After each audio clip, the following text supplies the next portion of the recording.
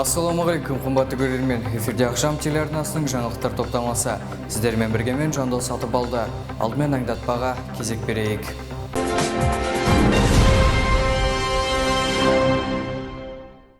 Шаһарымыздың спорттық сауықтыру алаңдарында ірі жұмысы жүргізілді. Тегін медициналық көмектің кепілдендірілген көлемі кім және қалай ала алады? Жазғы сауықтыру алаңының екінші маусымы басталды.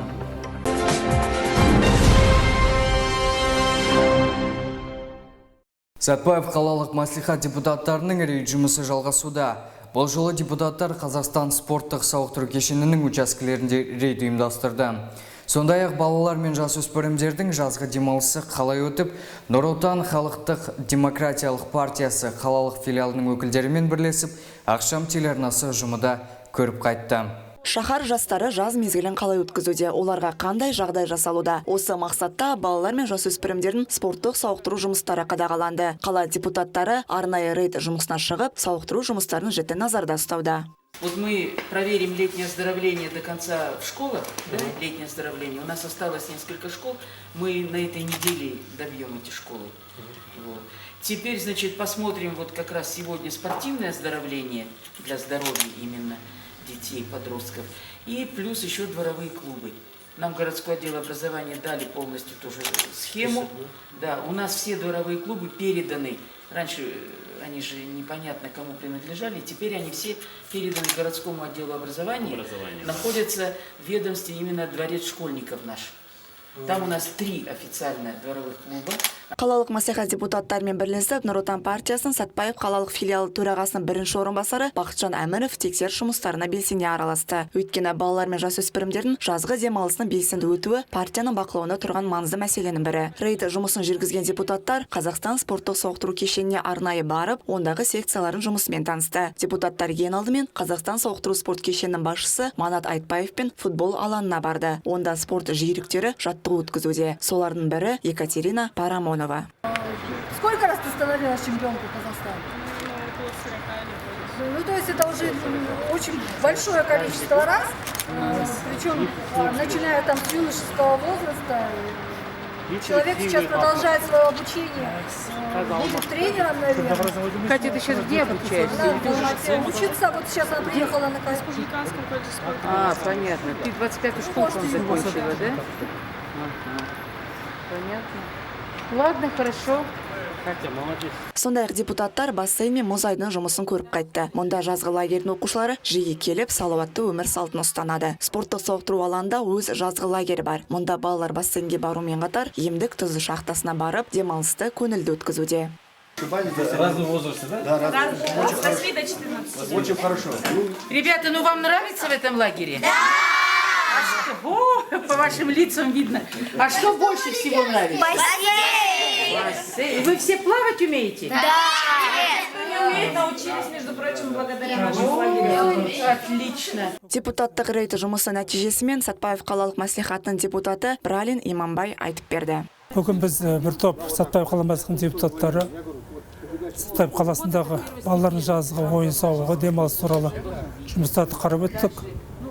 Негізі қарап өткенде осы спорттық комплексті бәрін қарап өттік. Жұмыстары қанағаттандырып айтуға болады.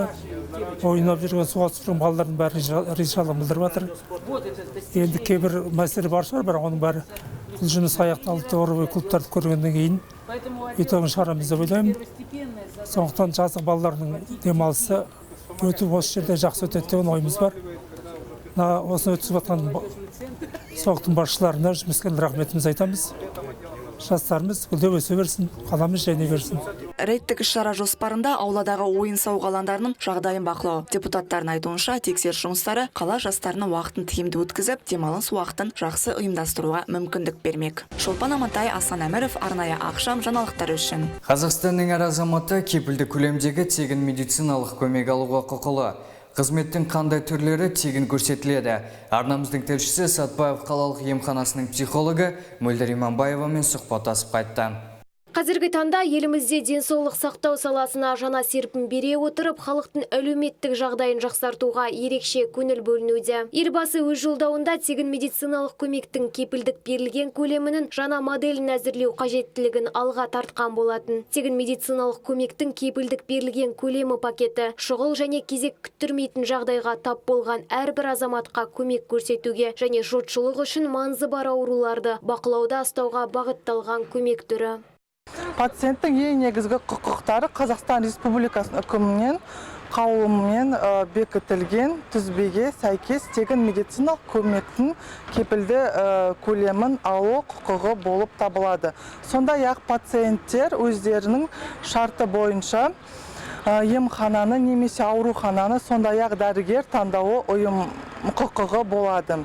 Қазақстанның әр азаматы және оралмандар кепілді көлемдегі тегін медициналық көмек алуға толық құқылы. Үкіметтің қаулысына сәйкес тегін медициналық көмек бюджет қаражаты есебінен көрсетіледі және оған тиімділігі дәлелденген профилактикалық, диагностикалық, емдік медициналық қызметтер жатады. Азаматтарға медициналық көмек қандай түрлері тегін көрсетіледі? Бірінші, амбулаториялық емханалық көмек, ол алғашқы медициналық көмек, яғни учаскелік терапевт, педиатрлар, жалпы практикалық дәрігер, фельдшерлер, акушер, медбикелер және денсаулық сақтау саласындағы әлеуметтік қызметкерлеріне көрсету медициналық көмек. Сондай-ақ, егер осы емханада қандай да бір маман немесе зерттеу түрі болмаса, онда учаскелік дәрігер бірлесіп орындау шарты жасалған ұйымға тегін негізгі жіберу міндетті.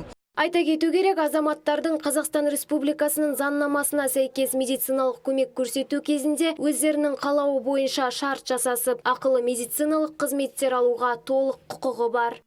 Диана Абдықалықова, Елдар Әлімжанов, арнайы ақшам жаңалықтар үшін.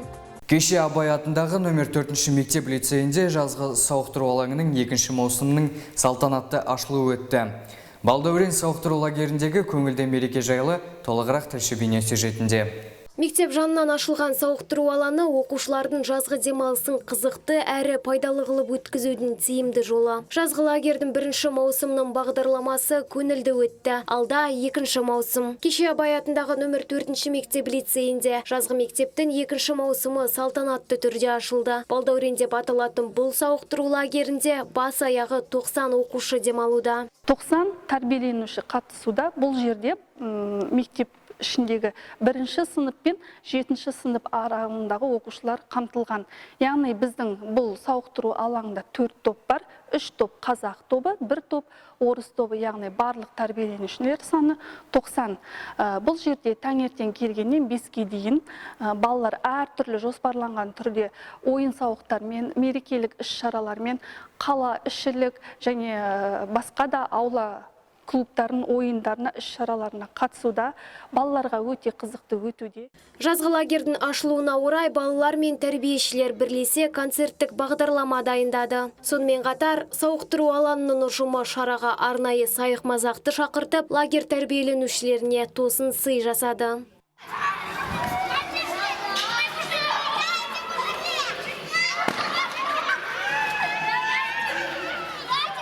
Мектеп жанындағы жазғы лагерге келушілер өз уақыттарын көңілді өткізетіні анық. Себебі мұнда мұғалімдер әр тәрбиеленушіге ерекше ықылас бөліп, баланың сабақ барысында ашылмаған жаңа қырларын тануға жағдай жасауда. Ал балалардың денсаулығы нығайып, салауатты өмір салты дағдылары мен достық қарым-қатынас сезімі қалыптасу үшін лагерде спорттық жарыстар, түрлі кездесулер және көңілді кештер өткізіледі. Диана Абдықалықова, Еркебұлан Бердібаев, арнайы ақшам жаңалықтар үшін. Құрметті көрермендер, осы сәтті пайдалана отырып, ақшам телеарнасы ұжымы байланыс және ақпарат қызметкерлері күні мерекесімен құттықтайды. Жағымды жаңалықтар көп болсын.